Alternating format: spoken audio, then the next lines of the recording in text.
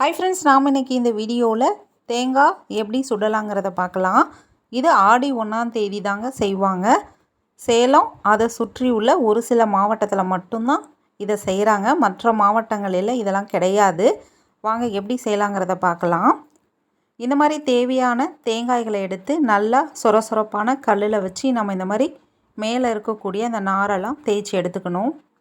தேய்ச்சி எடுத்த பிறகு இந்த மாதிரி 3 பகுதியிலையும் நம்ம ஓட்டை போட்டுக்கலாங்க, தேங்காய் உள்ளே நம்ம ஸ்டஃபிங் போகிறதுக்காக.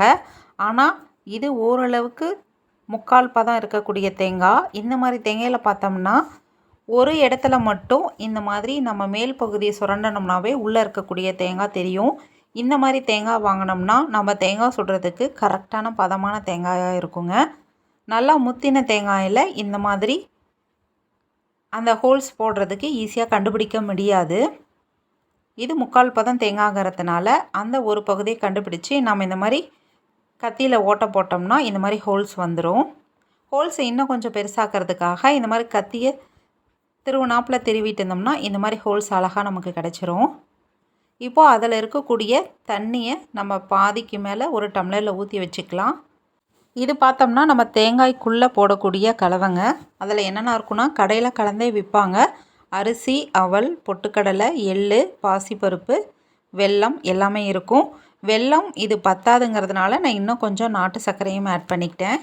இந்த மாதிரி கையில் வச்சு நான் அந்த மாதிரி கொட்டிட்டு ஒரு கம்பி வச்சு குத்தினோம்னா உள்ளே ஃபுல்லாக ஸ்டஃபிங் நமக்கு ஃபில் ஆக ஆரம்பிச்சிரும். இதெல்லாம் குட்டீஸுங்க ரொம்ப விரும்பி செய்வாங்கங்க. நாங்கள் சின்ன வயசில் இருக்கும்போதெல்லாம் எப்படா ஆடி 1ஆம் தேதி வரும் தேங்காய் சுடலான்னு வெயிட் பண்ணிக்கிட்டே இருப்போம். ஏன்னா இது வருஷத்துக்கு ஒரு முறை மட்டும்தாங்க நம்ம இதை செய்ய முடியும். தேங்காய் சுட்டதுக்கப்புறம் அதை அழிஞ்சி குச்சின்னு சொல்லுவாங்கங்க. அந்த குச்சியில் தான் இந்த மாதிரி தேங்காயை இந்த ஓட்டைக்குள்ளே சொருகி நம்ம சுடுவோம். இப்போ பாருங்கள், அரை தேங்காய் அளவுக்கு மட்டும் நம்ம ஸ்டஃபிங்கை போட்டுட்டு மீதி எடுத்து வச்சுருக்கக்கூடிய தண்ணி ஊற்றி ஃபில் பண்ணி வச்சிடணும். இப்போது இந்த மாதிரி குச்சியெல்லாம் கடையிலே விற்குதுங்க. அந்த குச்சியோட முனையை ஷார்ப்பாக வர அளவுக்கு சீவிட்டு இங்கே பாருங்கள் தேங்காய்லாம் ரெடியாக இருக்குது நமக்கு. மேலே இந்த மாதிரி தண்ணி பொருட்கள்லாம் தெரியுது பாருங்கள். இந்த அளவுக்கு நம்ம ரப்பிக்கணும். அந்த குச்சியை இதில் நல்லா டைட்டாக சொருகிட்டு மஞ்சள் குங்குமம்லாம் நல்லா தடவிட்டு இந்த மாதிரி விறகெல்லாம் போட்டு நம்ம அதை பற்ற வச்சு தேங்காய் சுட ஆரம்பிச்சிடலாம். இந்த குச்சி இருக்குது பார்த்திங்களா, அந்த குச்சி வச்சுலாம் நாங்கள் சின்ன வயசில் விளாடுவோங்க. சூப்பராக இருக்கும். தேங்காய் சுட்டுட்டு சாப்பிட்டுட்டு அடுத்த ஒரு வாரத்துக்கு அந்த குச்சி உடையிற வரைகளுமே வச்சுட்டு நாங்கள் கேம்ஸ்லாம் விளாடுவோம். நல்லாயிருக்கும். அதெல்லாம் இப்போது யார் விளாட்றாங்கன்னே தெரியல. அதெல்லாம் ஒவ்வொன்றா நம்ம பாரம்பரியம் அழிஞ்சிக்கிட்டே வருதுங்க. நல்லா திருப்பி இந்த தேங்காவை நம்ம சுட்டு எடுக்கணும். கிட்டத்தட்ட 1 மணி நேரம் எடுங்க இந்த தேங்காய்லாம் நல்லா வெந்து ரெடி ஆகிறதுக்கு. நல்லா திருப்பி 4 பக்கமும் வேக வைக்கணுங்க. குச்சி எரிஞ்சிடாமல் நம்ம பார்த்துக்கணும். நாம் போட்டிருக்கக்கூடிய பொருள்லாம் சூடு ஆக கொஞ்சம் கொஞ்சமாக வேக ஆரம்பிக்கும். ஒரு கட்டத்தில் இது வெந்தது பிறகு நல்லா நமக்கு அதோட வாசம் வெளியில் வர ஆரம்பிக்குங்க.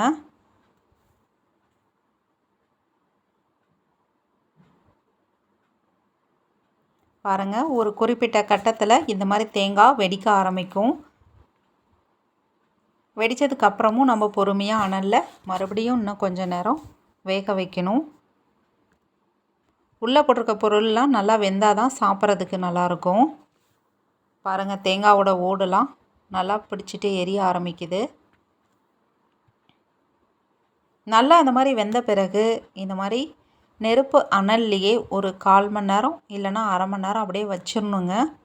அந்த மாதிரி வச்சிட்டோம்னா வேகாமல் இருந்தால் கூட உள்ளே போட்டிருக்கிற பொருட்கள்லாம் இந்த அனலில் நல்லா நமக்கு வெந்து வந்துடும்.